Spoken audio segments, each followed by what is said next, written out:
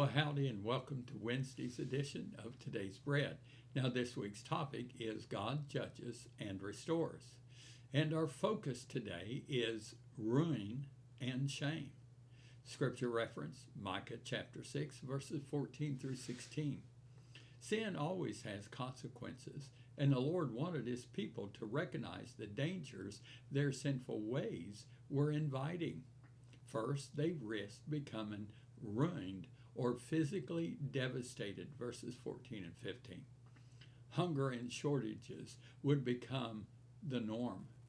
The economy would worsen as part of God's judgment on their unjust and unethical business practices.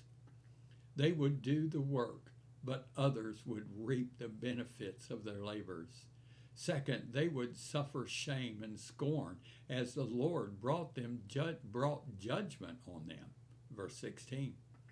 Now, the two sinful kings of Israel, named by Micah, were described as doing evil in the eyes of the Lord, worse than all who were before them. That's 1 Kings chapter 16, verses 25 and 30.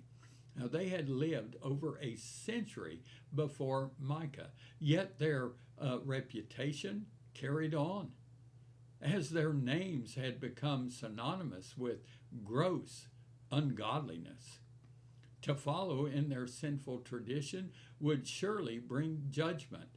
Knowing an action is wrong and will bring consequences should deter people from doing wrong. Yet some do wrong things even when they know their actions to be sinful. They convince themselves that they can avoid or manage the consequences, or that their behavior is somehow justified. The consequences may not be immediate, but let me tell you, they will come, even if it be at the end of time as they stand before God at the great white throne judgment. Thank you, and I pray that these videos, in fact, all of our posts, are a blessing in your life. Wednesday's prayer focus. Pray for a new generation of wise, humble, and servant-hearted leaders will be raised up across all sectors. Now remember, Jesus is coming back soon. Here's Wednesday's blessing. I bless you with strength and courage because you are on God's side. Now I pray that you've enjoyed today's edition of Fresh Daily Bread. Take this word with you and let the bread of life sustain you